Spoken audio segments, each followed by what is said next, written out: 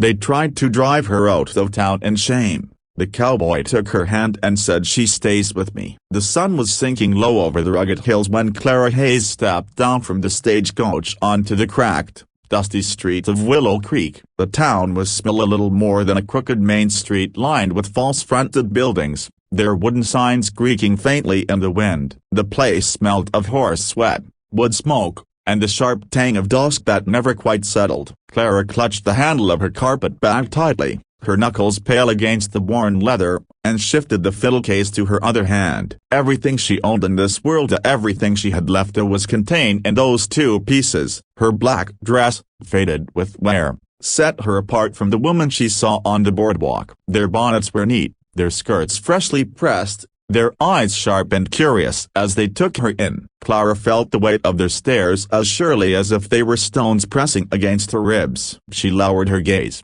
Though it didn't help much, she could still hear their whispers drifting like wind over prairie grass. "That's her, the widow from back east. Poor thing, a broken bar, or maybe poor fool. I heard her man left deads higher than the church steeple." Clara set her jaw and kept walking. She had learned in the past year that whispers followed a woman like smoke. You cling to her hair, her clothes, her skin. The harder you tried to brush them away, the more they lingered. Better to keep moving, one foot in front of the other, and pretend not to hear. The street wasn't kind. A group of men lounging outside the saloon leaned forward, spitting tobacco juice into the dirt and eyeing her as if she were a curiosity, some wild animal wandering too close to town. A pair of children pointed openly, one tugging on the other's sleeve and whispering something that made them both giggle. Even the shopkeepers gave her sidelong glances as she passed their doorways, as if measuring whether her presence would bring good business or bad luck.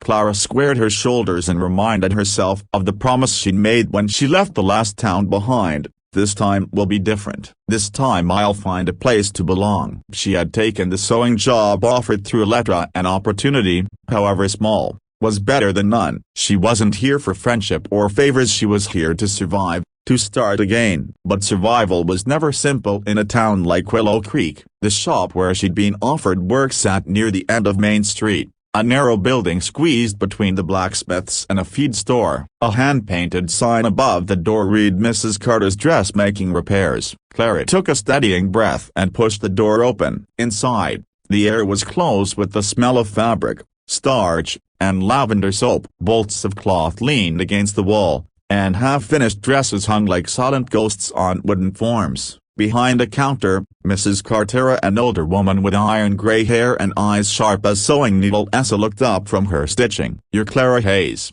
she said, not a question but a statement. "Yes, ma'am," Clara answered softly. She placed her carpetbag down at her feet, suddenly aware of the dust on her hem and the weariness in her posture. Mrs. Carter studied her for a long moment before nodding curtly. "You'll start tomorrow. Work steady if you keep your head down. Pay won't make you rich, but it'll keep you fed." Relief flooded Clara, so sudden it almost made her knees weak. "Thank you. I'll work hard, I promise." Mrs. Carter gave a short sniff, neither approving nor disapproving. "See that you do. And one more thing," as she leaned forward slightly, lowering her voice. "This tone a broken bar, it don't take kindly to scandal. Best that you mind yourself, Mrs. Hayes. Folks here remember things long after they're gone." Clara's stomach tightened. She knew the warning wasn't without reason. Rumors traveled faster than stagecoaches, and even though her husband's failings were buried back east, whispers had a way of sprouting new roots wherever she went. Still,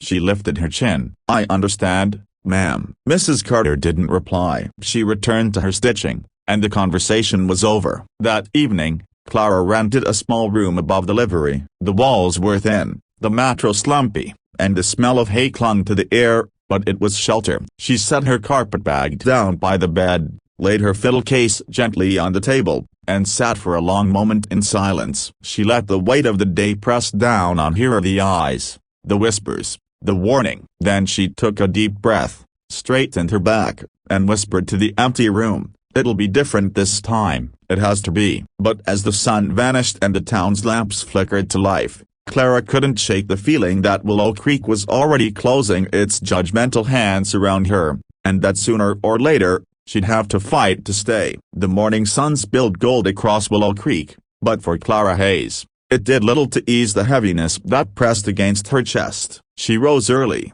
brushed the wrinkles from her black dress, tied her hair into a modest knot, and carried herself down the narrow stairs from her rented room above the livery.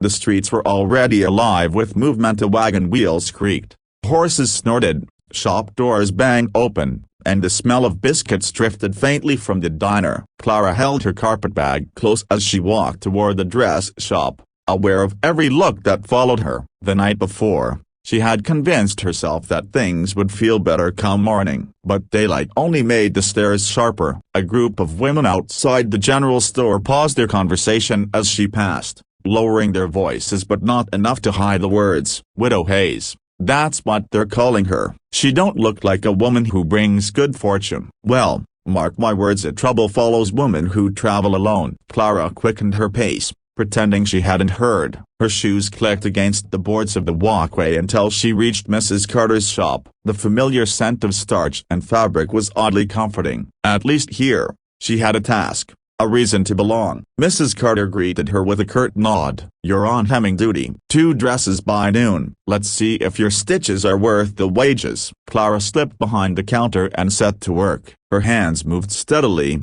the rhythm of needle and thread as natural as breathing. For a time, she managed to lose herself in the simple repetition, forgetting the eyes that judged her outside. But peace never lasted long in Willow Creek. Near midday, the door swung open with the jingle of the bell. Clara glanced up, only to find 3 townsfolk stepping in. Sadia, a young woman in a pale blue dress, her mother, and the blacksmith's wife. Their gazes swept over Clara, pausing with barely concealed disdain before turning to Mrs. Carter. Good day, the mother said briskly. We're here to inquire about a gown for the harvest dance. Mrs. Carter bustled forward to assist, but Clara could feel the trio's eyes flicking back toward her like prickling nettles. The blacksmith's wife leaned toward the younger woman and murmured, just loud enough for Clara to hear, imagine trusting your dress to the likes of her. A woman who couldn't keep her husband out of debt. What chance does she have with a needle? Heat rose in Clara's cheeks. She bent her head lower,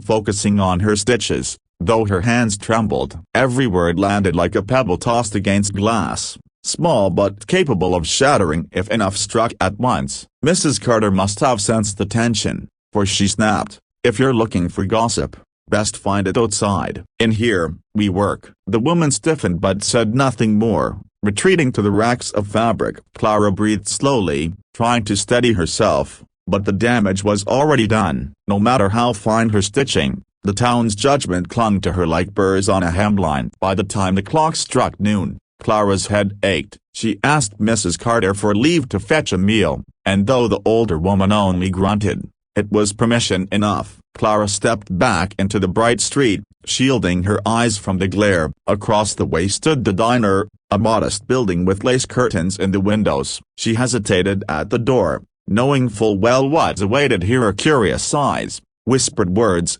perhaps even a seat left vacant when she approached. Hunger won over hesitation. She stepped inside. The murmur of conversation faltered. Heads turned. Clara ignored them, sliding into a corner booth. The waitress, a tired-looking girl with freckles, approached slowly. What'll it be? Just coffee and a plate of biscuits, please, Clara said, keeping her voice polite. As the girl left, Clara allowed herself to glance around the room. Ranch hands with dusty boots, merchants in clean vests, wives with children tugging at their sleeves. All of them belonged here in a way she did not. For a fleeting moment, she wondered if she should have kept moving, if settling in Willow Creek had been a mistake. That was when the door swung open, and silence fell heavier than before. A man entered, tall, broad-shouldered, his hat casting shadow over sharp, weathered features. His boots rang against the wooden floor, each step unhurried, certain. Dust clung to his long coat,